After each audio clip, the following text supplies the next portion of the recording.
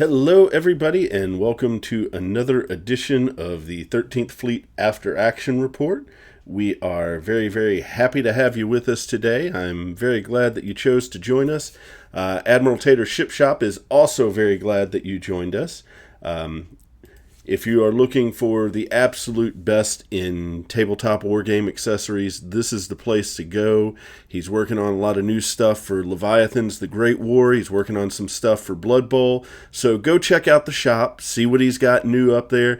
If he doesn't have something for your game, I recommend that you go ahead and send him a message. He may have something in the works that he just hasn't, revealed to us all yet. But lots of great stuff there, top quality products. I highly recommend that you check them out.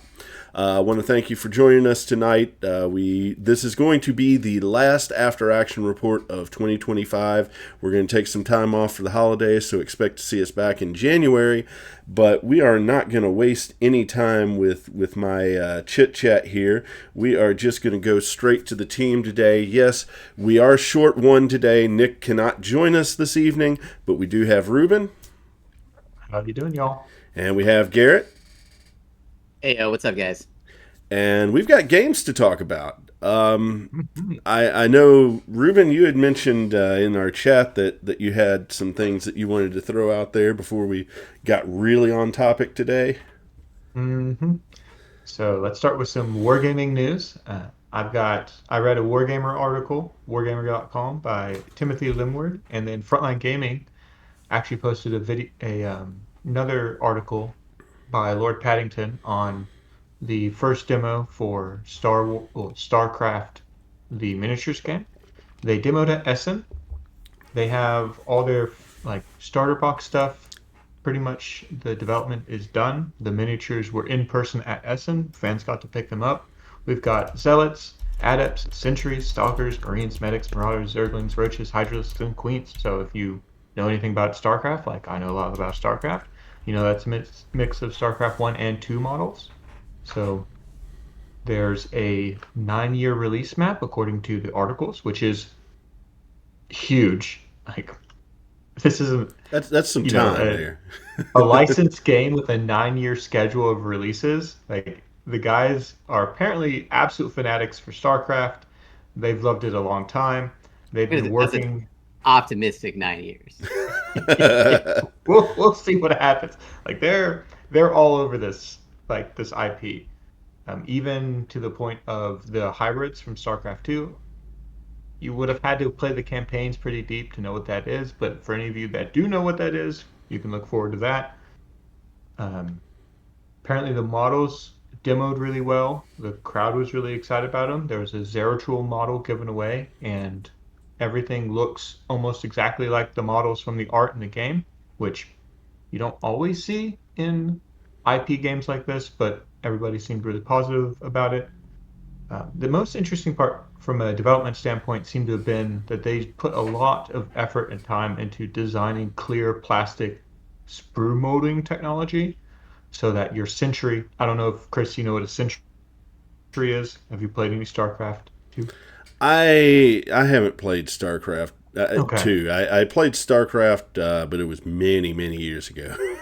Sure. But so the Sentry is this little robot, and it can make shields around it. And they've developed the technology for all of their models to have all this clear plastic components to it. So you can have the force bubbles from Sentries or from Dragoons or Zealots, and then the Marines and Medics have gun flash on them that they're on the sprue plastic. Really interesting technology. I haven't really seen that actually done out of Games Workshop. They tend to not do that with their CAD models now. And last thing is planned pre-order for first starter box stuff is January, February of 2026. And the beta rules were played and demoed at Essen. Apparently they were going the entire time, and a lot of people tried it, but it was still beta rules, and they were still taking feedback, which I think is a little interesting that you're still taking feedback when you're planning to release your first wave in 2 months from now? Well, let's be fair. Most of the production time is gonna be revolved around the miniatures. I feel like books would be easy to fix. or if it's not a book, like Yeah, if it's a they do PDF, an app then that, and yeah. something. Mhm. So that means if they're doing printers, then they'll probably have stuff to pick up at Adepticon, Oh, yeah, they probably will. right? Dude, like, I'm gonna be real. I don't care if I play this game or not. When the Ultralist comes out, there's one going on my desk. Yeah, I saw Kravik had a promo model from PAX Unplugged. It's pretty cool, and it Mhm. came with like it was a Protos. I can't remember what model it was, but it was one that could like cloak basically. And so Mm. I think it came with like two models, It's like the one that Zero was tool. Yeah, yeah, it's the one that Zero was tool. clear, like you Hmm were talking about, and then one that hmm was a model to paint. But the clear one looked phenomenal. It was crazy good Yeah. looking. It looked like glass. Apparently, apparently they are doing CAD production on a Goliath, which is a Terran unit, and apparently the model's the size of an Imperial Knight, which is like 10 inches tall. Yeah, it's pretty big. So there's like they got plans for the big stuff, which I don't know how you're gonna get that to work on like a 6x4, but the scale that the video game is, I feel like a model, any model like that would be almost a Death Star to itself. Yeah. So the We'll have to map is find going to out. be 6x4. That's like regular game, war game kind of size is that 6x4 table kind of stuff. Yeah, because GW they're went down to 44 by 60, so it's gives you a little bit of room around the edges of a kitchen table to play with to have all your dice and everything, but kind of going standard. It I'd be seems to interested to be see what an they pick. actual, from what little I know, it seems to be an actual like legitimate large model war game, not so much a small skirmish size Yeah. war game. Yeah. A Yeah, I'm little, really little curious bit if it out does of impact. my But comfort zone. mhm. I wonder how this will impact like the market for non 40K uh companies that are that fight for that like Yeah. that market space, right? Because you hmm got Legion, now you got StarCraft. Uh, I can You've I got want to say Halo Flashpoint, but it's more of a skirmish game. But yeah, like, it's more skirmishy. I kind of want to put it in this league with them because it's also based off of IP. Yeah. Yeah. Um, and then what other sci-fi miniature game is there out right now? That's based on a thing. Uh, That's based on a thing. yeah, I don't. I guess there's not Sci-fi? one. I guess this is it. Most of the sci-fi stuff is weirdly kind of cycled out. You Yeah, don't that's see that true. on I that. guess there's War Yeah. Machine Now is I back. know they're bringing back Firestorm Armada, which is an interesting game.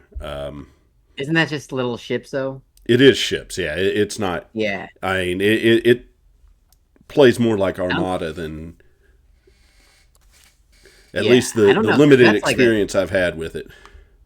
with it. I think it's like in its third like attempted launch now. I I don't don't know. know. The big thing is it's kind of rough to judge how well the game's doing because they never really sold rule books. They had the rule books available as PDFs and they sold the miniatures.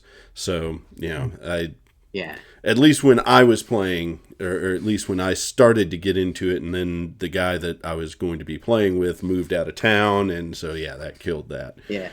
I think they'll Good have a job, big man. challenge competing with Dropfleet Yeah. Commander. Now, on another note, the channel now officially has some Blood Bowl content. Um, I will say that it is not polished content. It was a live stream, and there were some lighting issues there, so I apologize for that. The game itself was awesome. It was a great game, and I actually won, so that kind of biases me to how well the game went. But it was actually a good game. It was competitive. Ended up a 2-1 score, so it was a lot of fun. If you're into Blood Bowl, I recommend you check it out. Know that as with everything that's going on with the channel right now, we are trying to refine things. So any suggestions, comments you have, I'm more than happy to listen to. One thing that was definitively a problem for that video is just that there was a really, really hot light sitting really close to the table, and it glared off the Blood Bowl board because I didn't have a neoprene mat, and so yeah, it got some reflection there on that light, and that was bad. But other than that, it was a fun game. Yeah, it's also exciting for Blood Bowl right now. Their new season coming out. Yes, I have recently picked up the Blood Bowl Season 3 book. The group that I'm playing with right now is still playing with the Season 2 rules, but we have made the plans to switch to Season 3 because it had just come out once we had started the midway through our season, and we were like, okay, let's go ahead and finish this season, then we're going to jump into the Season 3 rules. The one thing that I heard about the rules that really confuses me is that they changed some of the skill brackets for some of the teams. Like dwarves don't get, I don't think they get strength as one of their primary skills anymore. So, like the one guy that I had played had guard like all across his team, and now he's going to have a lot harder time getting that, which boggles my mind. I mean, I would think that dwarves would be a strength-based team, but things change. I don't know. Games Workshop, they'll adjust it. Yeah. Depends. Soon. Depends on which Games Workshop development team you have. Or never ever for 5 years. But before we get into Leviathans talk, do you have anything, Garrett, that you wanted to throw out there? Oh, I mean, not really. It's just it's Christmas time for me, so it's busy making accessories for people's presents and stockings. That's all I got really going on. But yeah, no, I'm excited to get into the rest of the show here. Yeah, I finally got to play my first game of Leviathans this Thursday. Now, I was not the one on stream. That was Nick and Aaron on stream this week, but Garrett and I played a game, and I got to get the feel for it, but it also, of course, led me to have some noob questions that I will throw out there. We did a solid demo game. Of like basically, it was like a core set game technically, where you have a Type 2 and a Type 1 ship and fly around. We had 2 demo games and 2 full 1K standard games happening at the game store. Like, we haven't seen growth like this for people being generally interested in ever with Armada. I feel like I flew pretty well though. Oh yeah, you did a great job. You flew Britain, and you really got a hang of. I really like how in Leviathans you can test out where you're going. Kind of like, because like if you're on a ship, you're charting a course on a map, on a table, to see where you'd go, and you can measure out like fire. You are receiving a fire lanes, like for the convenience of. And so the answer isn't immediately. You're not done like in Armada where you move and that's it. Yeah. Because everyone's moving simultaneously or whatever. So I really like that you can pick a ship up, move it around, test out where you're going to be, and then make a decision after looking at a couple things. I hope it's just me, but you're kind of choppy there. Your audio is fine, but your video is... You're choppy to me too, a little bit. Okay. Am I choppy to you, Reuben? We're clear, but I'm choppy with Garrett. Okay. Yeah, so it could be me. All right. Should be interesting. I'm hardwired too. I could drop off and reconnect here. Okay. Interesting. Maybe that'll help. But anyways, yeah. No, you did a good job. We practiced doing, torpedoes. We practiced flying around clouds. And then like doing breach rolls. Yeah. So that's what it's kind of it's one of those things where each breach roll, you got to look at like 4 different things and then gather the 4 correct dice. Yeah. Or 4 selections of dice. I think Reuben directed me towards somebody on Discord who's talking about picking up giant piles of dice. And I feel like, I don't know, when I'm playing Leviathans, I still feel like I get a ton of dice. It's because they're chunky. Like every time you get a pool, it's a big old handful of them. Well, and then if you bracket fire like 2 guns, you're usually rolling like 5 to 6 dice. And in Armada, rolling more than like 4 dice outside of a couple ships in the game rarely happens. And you only get to do it once. So, but in Leviathans, like you can roll shots like 3 or 4 Is your times. Well, regular dice like that kind of leads into my first question here. I mean, you'll hear us talk about bracket fire and regular fire, and then there's also saturation fire. And Yep. really, what's the difference between those, and how do you know if you can do it? So if you're looking at your ship cards, I don't know if we got the graphics I up, don't have but graphics up for that, unfortunately. it's I really probably easy. should It's have. really easy. So all guns can fire at will, and fire at will is just you take a shot with one turret or like side mounted gun, and you get your gun dice, you get your slot dice, you potentially get a crew dice if there's a crew in that zone, and then you get the location dice of the enemy, like standard. Um, and then you have the we'll go turret fire next. Mhm. So if there's a T on the gun, it stands for turret, and that just notes that your gun can swing and shoot out uh, different firing arcs. So like side mounted guns can basically shoot forward, Mhm. but not directly in front of the ship, but forward and then behind you. Much more so than being limited to like a 45-degree line drawn out from the side of the ship. And then a lot of the guns have triangles next to them, and the triangle denotes that you can bracket fire that gun. The normal bracket firing rules are guns of the same size can bracket fire together at a target. And so what happens there is you gather the dice for the guns that you're firing. So let's say you're firing 2 guns, you get 2 gun dice, and then you get a slot die. You get the crew die from both zones that you're shooting from, if you're shooting from like the front turret and like a side gun. And then you get the location die of the enemy ship. And then you roll those. And if you had 2 crew, you get to pick the best crew die that rolled.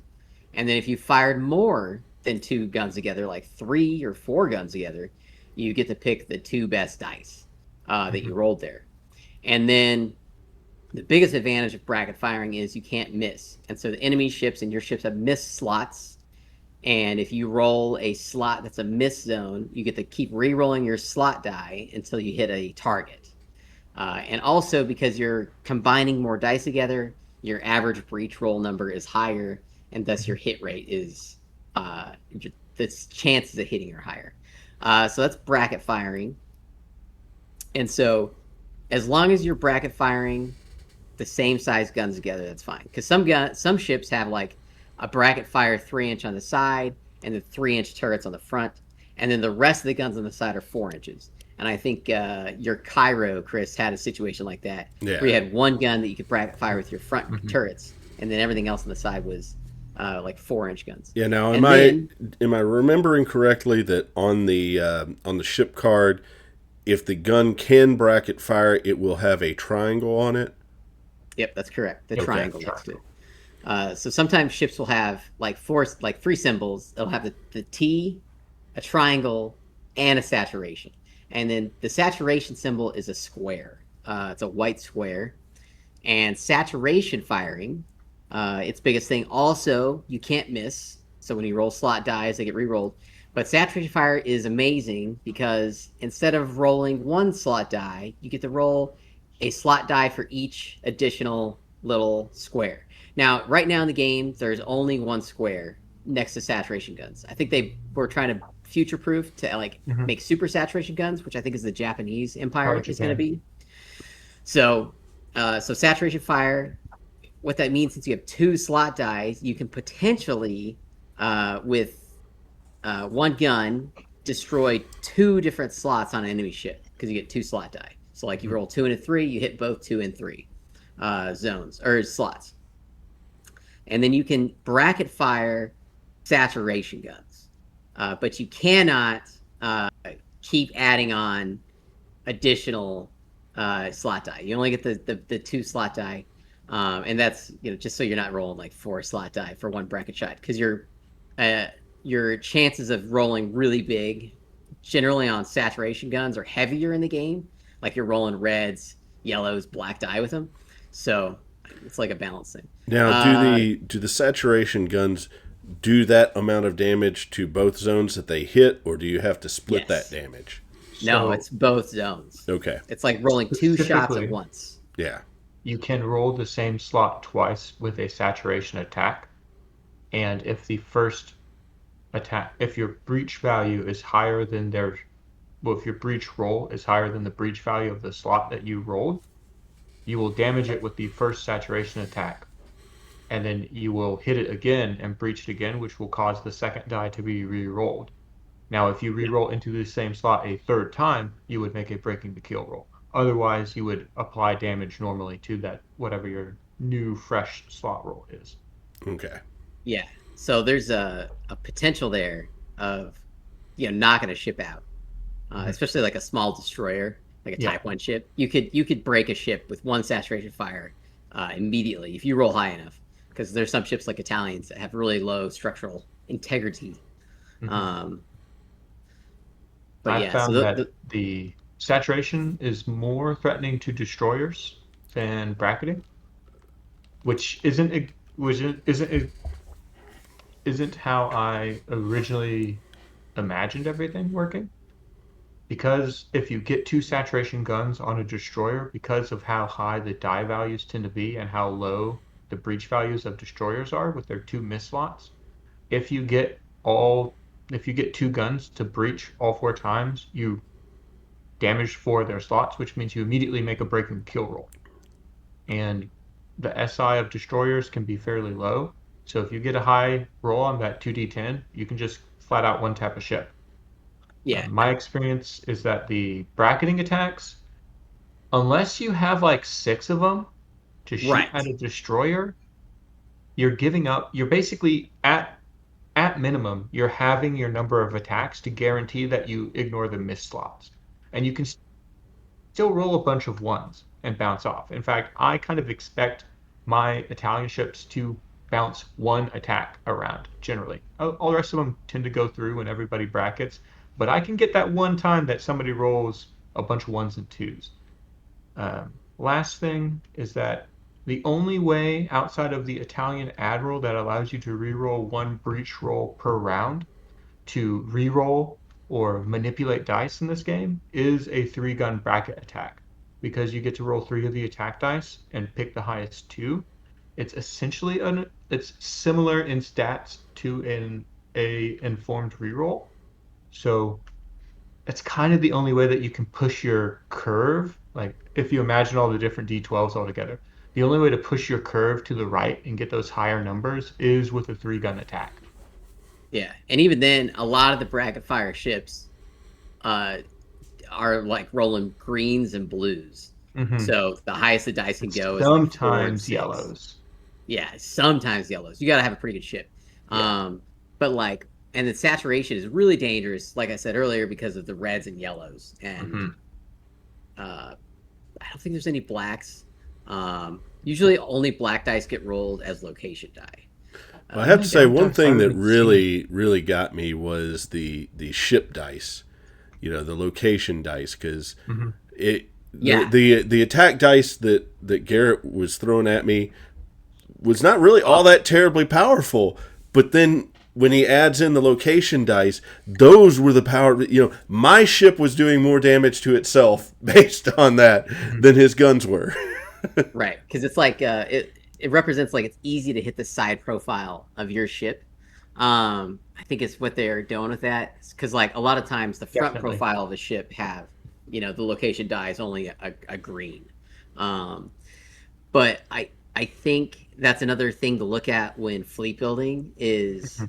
how you're going to fly your fleet if you have a bunch of black location die on the side of your ships and your guns aren't side turrets and they're guns that have to be rotated and fixed towards the enemy to shoot, then I don't know if that ship is worth the points. Yeah, Because if you're presenting your black location die side to the enemy to then shoot your guns, that was I don't know painful. if it's That worth was it. really Yeah, really painful. because the Yeah. Cairo took a beating Mm-hmm. because of that. Because you couldn't shoot. You had the two turrets on the front and a turret on the back, but it couldn't do anything that's not enough guns. You had to have your side guns, Yeah. and I just kept flying. I can't remember. I think it was the Marco Polo, to where I could just keep hammering the side.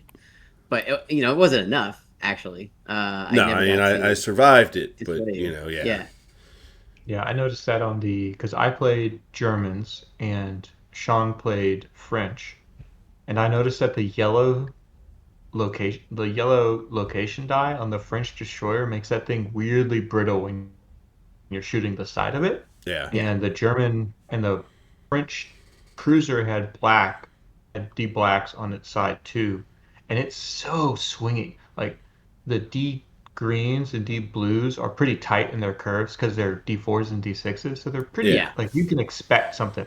But man, every time we're playing this game and that black die comes out, like somebody's gonna be crying and or screaming about it because Yeah. it can go If you off get the a chain like if you get immediately. a 10, if you Oh get a yeah, 10, like you're going you're through. so screwed. Something's getting destroyed. And you Because got a like you lot of could roll a 10s. one I on the saw other four 11s too. dice. Yeah, no, that black dice was hot. And it was only one black die, right? Which was even better. Because the best part is if you're rolling one black and you have, a green and two blues, all you gotta do is roll like ones and twos on 8. those, Yeah. and you're gonna get like 14 to 16, Hmm. right? And which is usually enough to punch through most non-German ships. Yeah, the So game's really. the next noob question is more a strategy question because technically by the rules it's kind of easy to really understand how torpedoes work, but Yeah. effective usage of torpedoes is a completely different thing. So, what are some of the thoughts on keeping in mind when you are using torpedoes? I'll let Reuben So talk about this. I'll say yeah, that there's either you got a lot of torpedoes or you hmm got two torpedoes, and there's two very different uses. generally, I'm finding that with Italians, I think the reasonable combined arms amount of torpedoes is 5 to 7. Because if you bring two, they're not going to do anything. They're not going to zone. So first of all, so let's take a step back. First of all, torpedoes are better in objective games.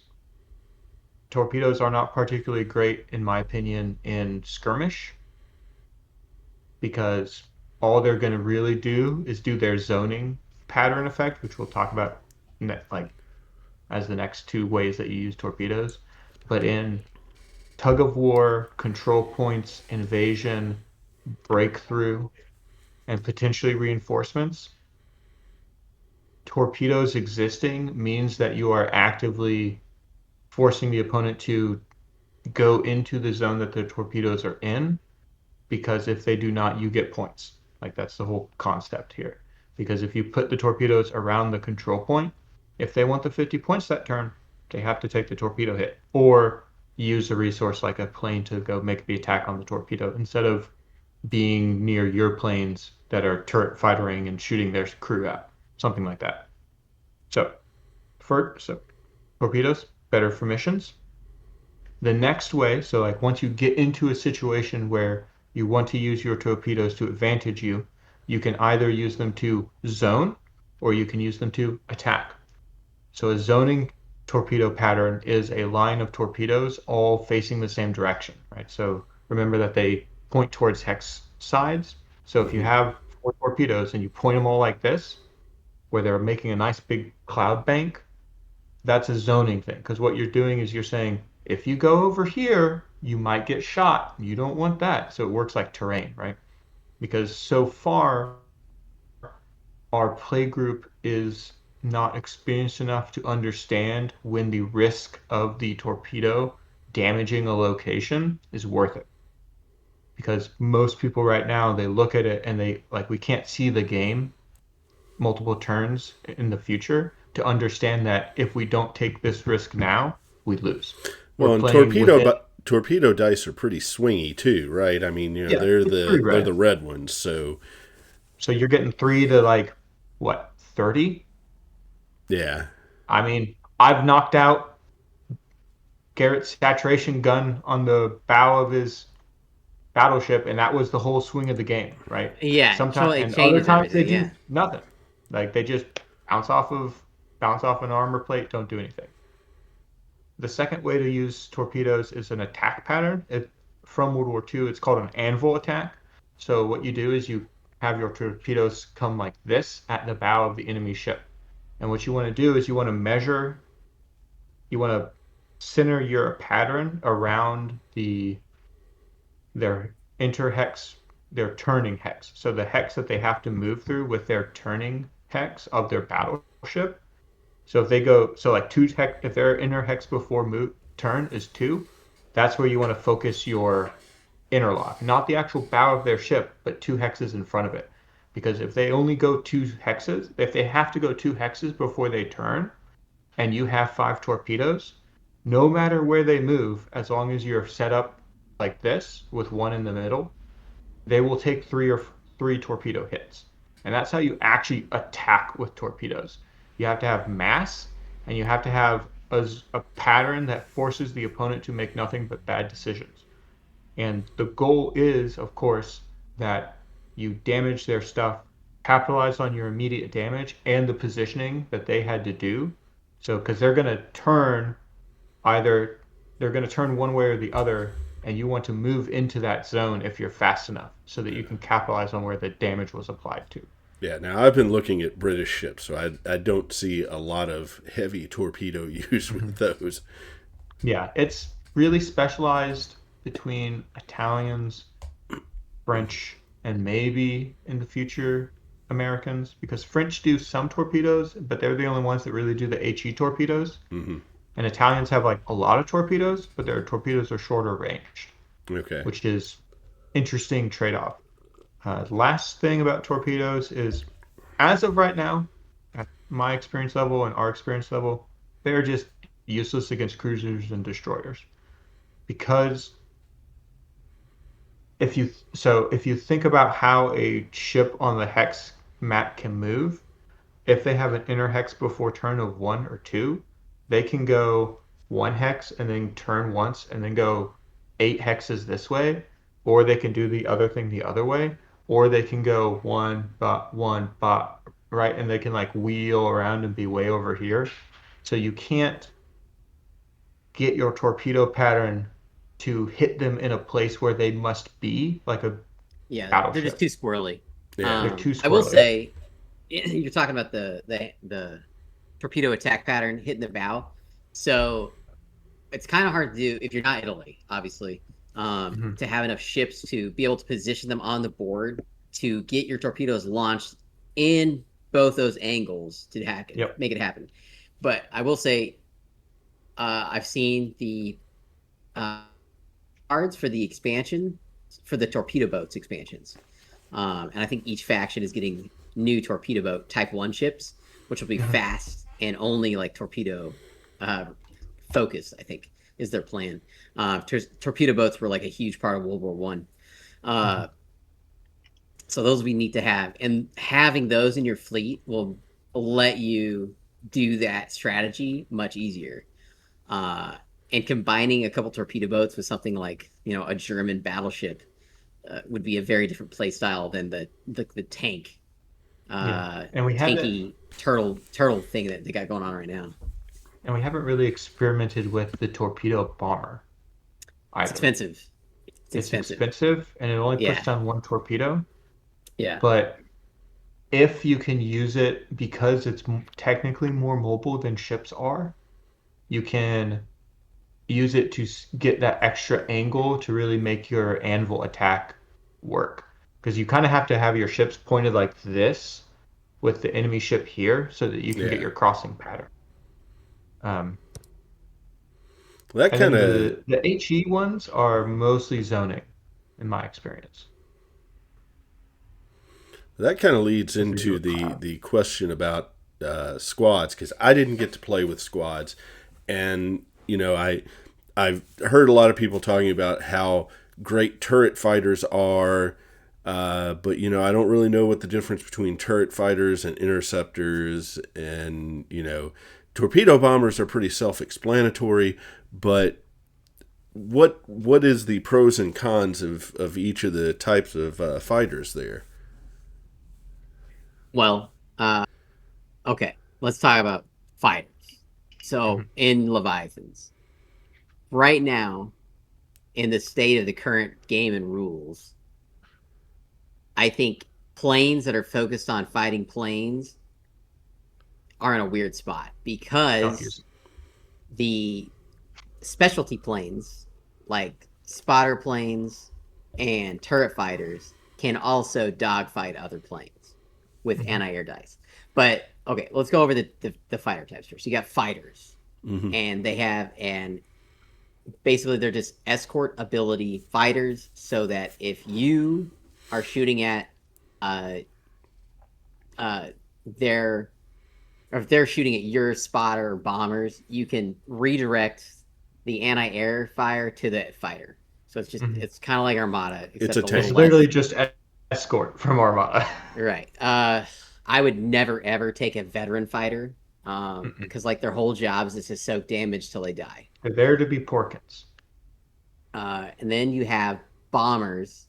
And bombers are awful, I think, because you don't I get location disagree. die with bombers. They only get two dice. They only get I two don't. dice. I think the. I think veteran could be playable, and I think the heavy bomber could be playable in as one Heavy, ofs. Okay, heavy bomber is so a different thing. Heavy bomber is but fine because they get three dice. sure, but because they have two health and they have high SI. And when you do the health pool of a ship, if you have any of a squadron, it doesn't overflow to the next SI, the next health. So if I have one SI left, and I have two health on my bomber, and you shoot me with a fighter, and you roll an 8 or a 6, it just does one damage. And I go, oh, I negated 5 points of your damage and one Right. sixth of your rolls. And it is a squadron that can do literally anything, hopefully, to a ship, because Yes. that's the pressing issue. Don't play. However, I tried green ones. Don't play them. that's what I'm saying. They can't do Like, it. but like even the veterans are slow. They're slow and two Yep. dice. I don't know. But there's better options. There's better options, right? So we have the bombers, and then we mentioned heavy bombers. Heavy bombers are you only get one because they're 60 points out of your 100. Uh, they're fantastic. They get three dice. Mhm. They will kill slots, They'll but they're actually really hurt a slot. slow. They're really slow. So you got to really think about moving these like you're moving a slow ship. Um, and then we mentioned torpedo bombers. I don't think they're that great because they launch a single torpedo. I I wonder if they're what you take instead of a turret fighter. If you're gonna do a if you're not gonna do turret fighters and you want a cheap so basically all the squad compositions I'm building are 1 to 3 turret fighters and 0 to 1 spotters. Yes. So I think that maybe the torpedo bomber can be your turret fighter replacement because it can interact with ships, it can shoot at squads or other torpedoes, and its gun works just like a torpedo. So you're not as impacted by it being green. Yeah. So potentially that's a different way to use them. I'm not sold on them. I'm not sold on them because of the competition problem. Sure, absolutely. Because we haven't like because you just mentioned the ones that matter. Hmm. And then we're interceptors. Interceptors are super fast anti-air. They shoot down torpedoes. I think they're terrible, personally. They're not worth it. Don't bring them because they have low SI, one health, they're easy to kill. Hmm. I've had them one shotted by like Yep, yep. non You fighters. shot mine down. Really funny, instantly dead. Uh, and their whole thing is like they're the other planes are just as fast. I don't need to go 14 hexes. I just don't Hmm. need to. Uh, and then okay, here's what matters. The first one is the turret fighter. This thing's insane, and I think the developers have to do something about this because my whole fleet composition is just turret fighters and spotters. Because the turret fighters get to attack only crew slots on ships specifically every time. It's what they do. They attack crew slots.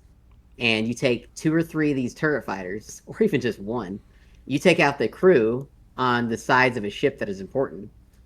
Because as the rules are as written right now, you get the 3 dice from the turret fighter plus the location die. Which is the weird part. Ow. Which is not good.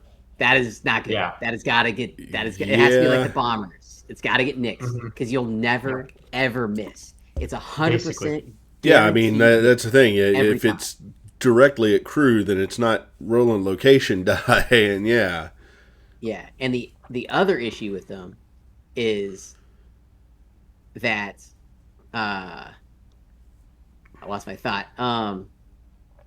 They're basically fast. They basically shoot torpedoes as well, or other aircraft. So, in the rules, it says, since this is a mess. I was talking on the rules question thing in the Leviathans about it with some of the playtesters. Is machine. So in the playbook, machine gunners are not turret fighters. The rules for machine guns are a separate thing that's not in this game yet. That the developers specifically called out in the FAQ. They are not part of the game. So turret fight, like even though in the book machine gunners sounds like turret fighters because they're both attacking crew slots, it's not the same thing apparently. What's the difference in the rules? I don't know. Apparently, maybe there'll be planes in the future that get machine gunners on them, and turret fighters will be a separate thing. But we can't speak to it. We don't know. But the problem is, it says they can attack crew slots. Now, the way I read that is it can attack crew slots, not uncommon bracket crew slots, not uncommon repair crew slots. Crew slots, yeah. I don't agree with that. Slots. I just think it's crew slots. Because if you let me attack your uncommon crew slots, every turn I get to destroy 3 of them. Yeah. Every turn, with like no consequence. So these questions have been sent to Catalyst. So they're working on it. I'm very eager to hear what the answer is. Yeah, because we haven't gotten their next round of FAQ yet, and it should be soon. It should be soon. Yeah, because they got the answer back just about the bracket firing, but the turret thing. But yeah, turret fighters are as currently insanity. And also they're better than ships.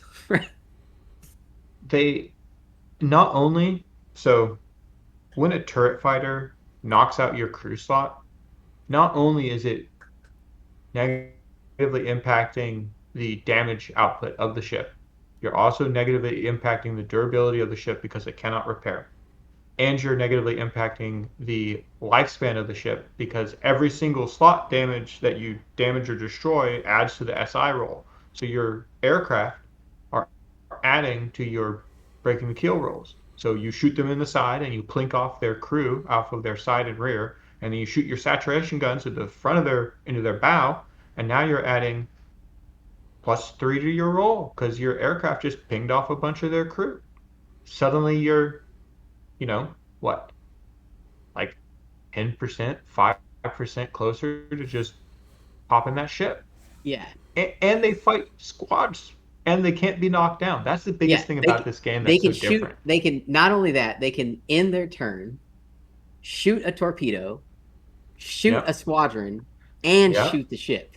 All 3 actions. They're the most efficient activation in the game. Period. Yeah. And you're only going to take 1 anti-air shot from the ship at one of your turrets, one of your turret fighters. And then maybe the enemy to kill one. Yeah, and then maybe your enemy will have their turret fighters will shoot you. Yeah. But their turret fighters are attacking your ships. They're not going to waste time. Like it's I don't know. It's a difficult situation where I don't know if they need to be 60 points, like the heavy bombers, to keep them from just being everywhere. But they're too good. Like, you shouldn't be able to just auto-kill I think if they didn't roll slot dice, they would be fine. Now, Yeah. should they go up 5 points? Sure, because you get into the interesting point, just like bombing in Armada and aces with scatters. If you have like the archetype is turret fighters, right? So if I know that I'm going to a competitive event and I expect to play against a bunch of turret fighters, do I do the prisoner's dilemma of turret fighters? Or do I go, I expect there to be a lot of turret fighters, so instead I'm going to take a turret fighter and then like a bunch of fighters and see if Yeah. I can like kill their turret fighters, because most of the missions are points based and they don't give you that many points, and it's somewhat unlikely that a bunch of ships are going to die. I've only had one like really really bloody game so far. So if you can snipe a couple of their fighters, that could be the game. Like that's a Right. deciding number of points. Like my interceptor rolling up to a turret fighter and going Ping! And doing 1 damage to it, and the turret fighter going and just blowing it out of the sky. I had to play more aggressively in that game state because I was down 20 points and he could have just flown away and won. And I'm like, Right. well, now I have to send it. I feel So like I feel like planes should be able to do one thing. Yeah, I mean that's just most of them You do. mean like not yeah. do multiple You things? would Yeah. you would have to make the choice. Okay, am I going after the crew? Am I going after the torpedo? Am I going after another fighter? That I think would be a really balancing factor. But I wouldn't And it's mind if they clear that changed that's why they that made way. them 100 points, like a 100 point cap, because they're so much more maneuverable, they're so much more action efficient, and generally they're as durable-ish as a ship. Like it takes a few shots to kill one, so kind of the same. Um, we haven't even talked about spotters yet. Yeah. yeah, Okay. I So know. spotters. Roll the bean footage. Let's So spotters are crazy. spotters are the perfect, uh, perfect balanced fighter of the game. They're appropriately priced at like 30 points or something for a green spotter. They don't do anything OP.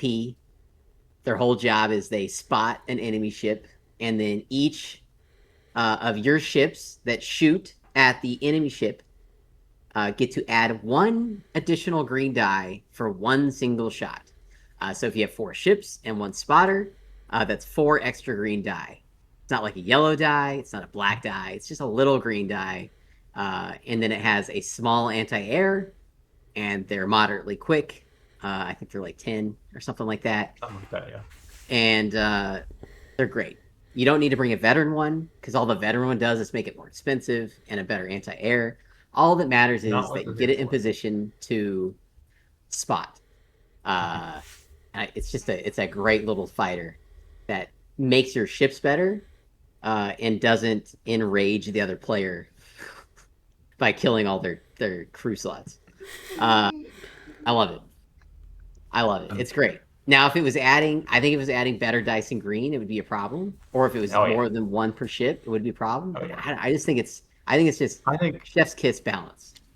green die once per ship, really like excellent support piece, which Now you is the have to green compare. 6 or 4? It's a D4. Okay. D4. It only goes to 4. Like Yeah. I just think it's so good, Yeah. so good for Mhm. what it does.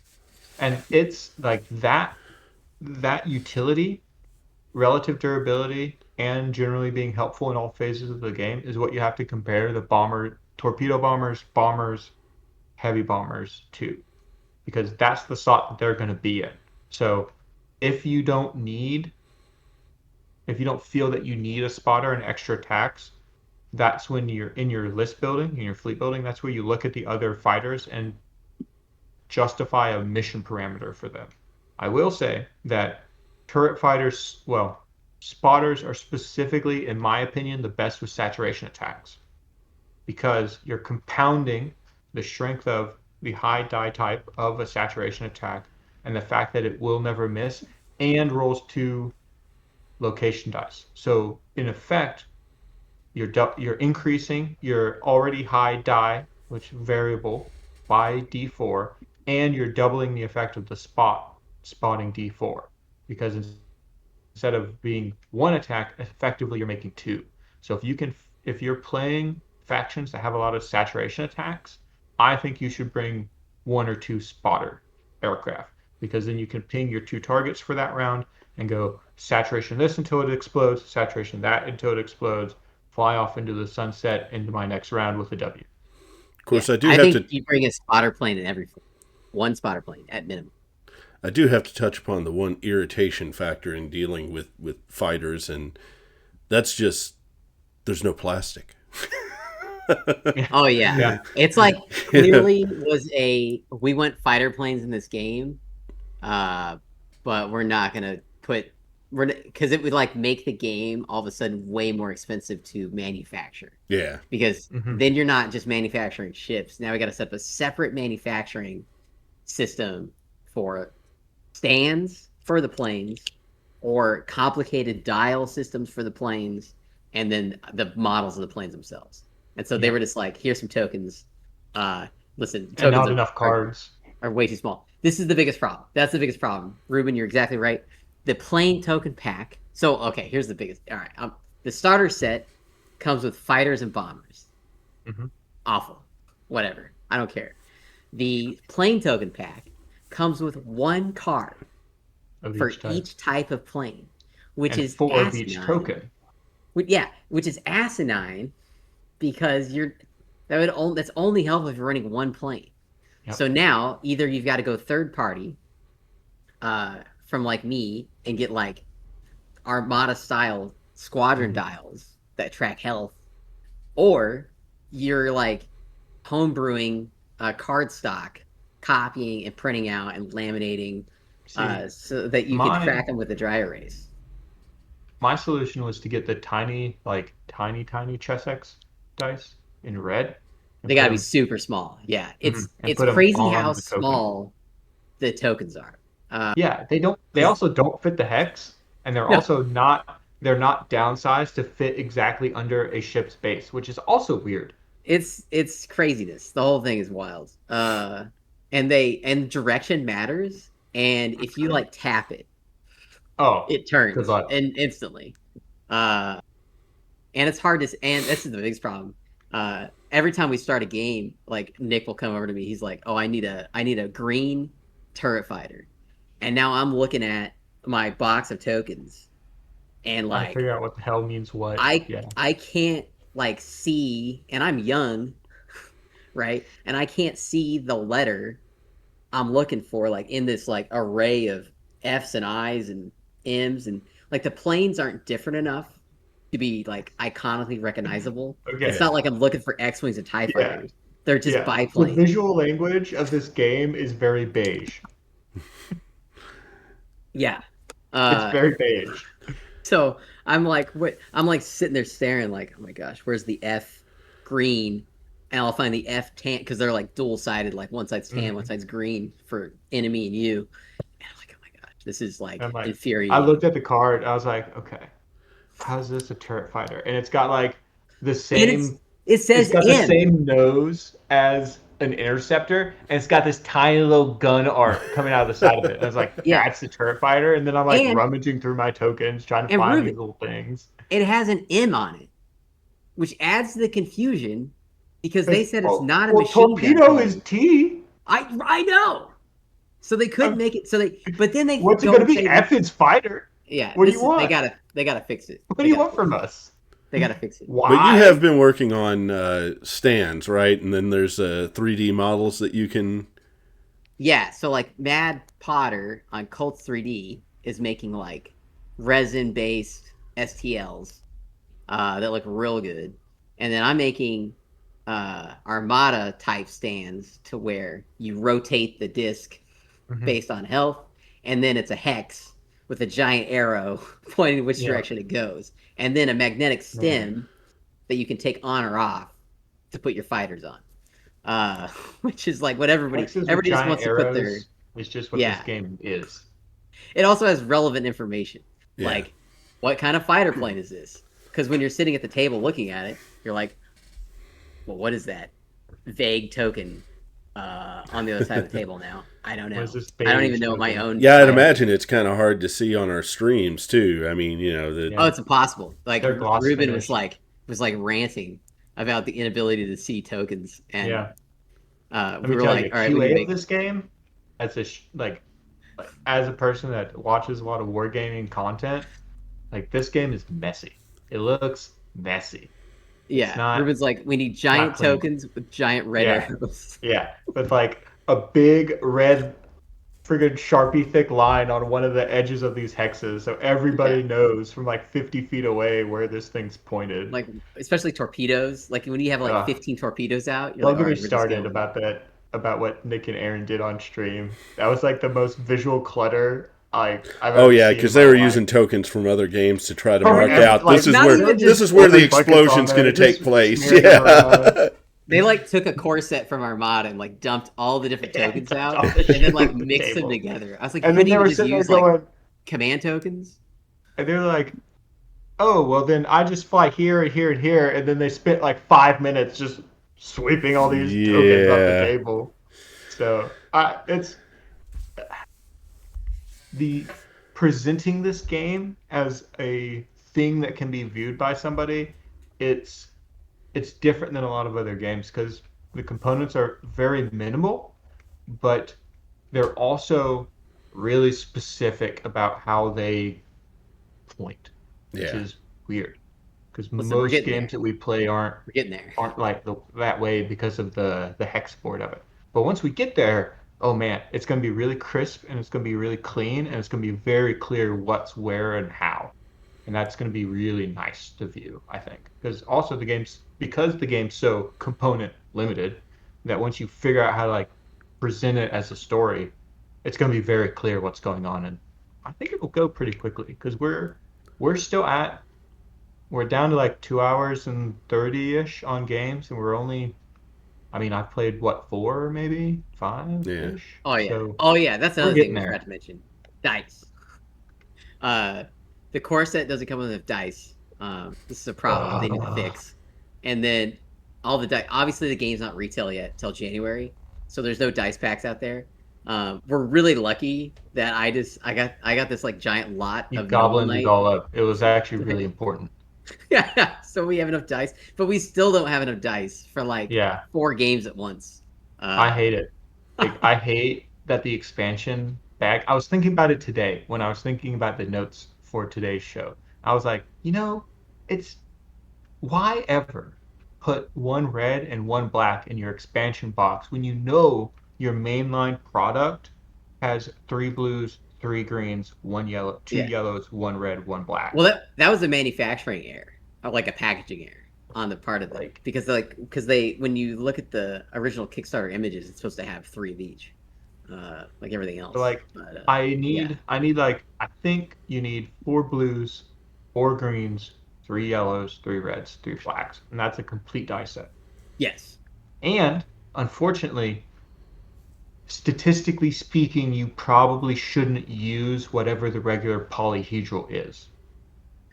yeah, it can be close. Unfortunately, it's Uh, close, but it's I not know, accurate. I know. I think Cocktail, like he's like, all right, here's what you do with the dice, and I was like, okay, this all makes sense. But I don't like it. I want the normal dice that are supposed to come with the game. Yeah. I just want like let me give you money so I can have the dice.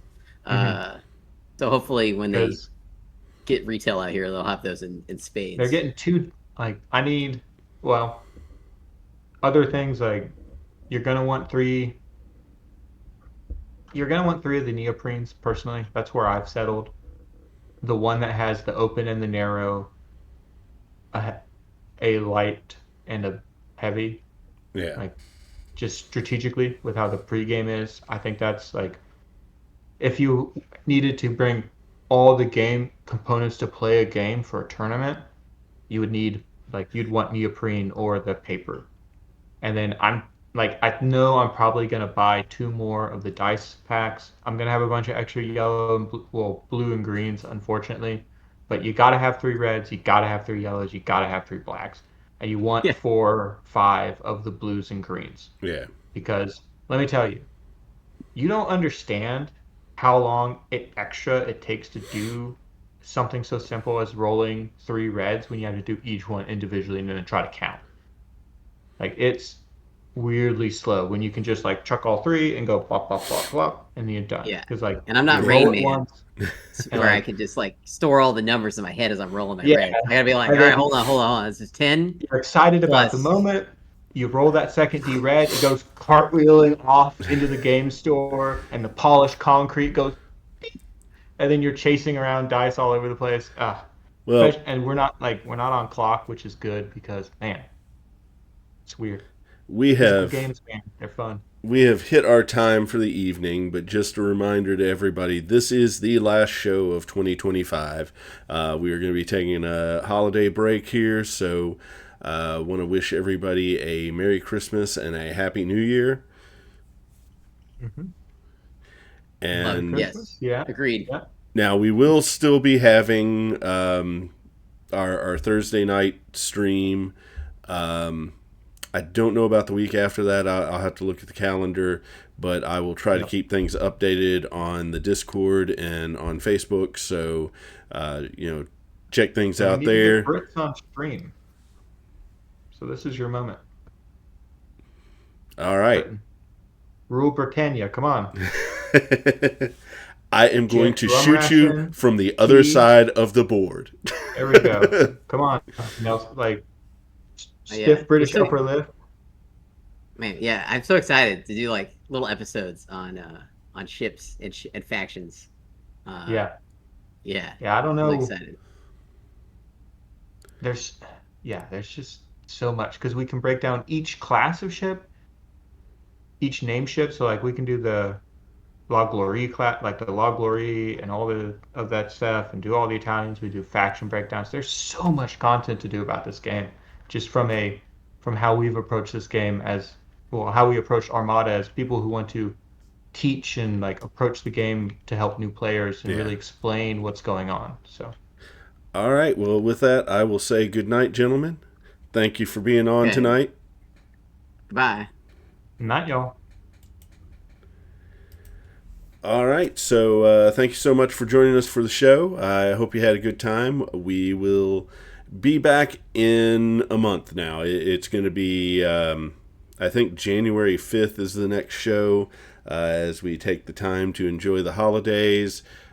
But hopefully you'll join us back for there. We'll keep you updated on what's going on. Join us on Thursday for our live stream. We'll be doing some Leviathans on Thursday. And I hope you guys have a wonderful, wonderful evening.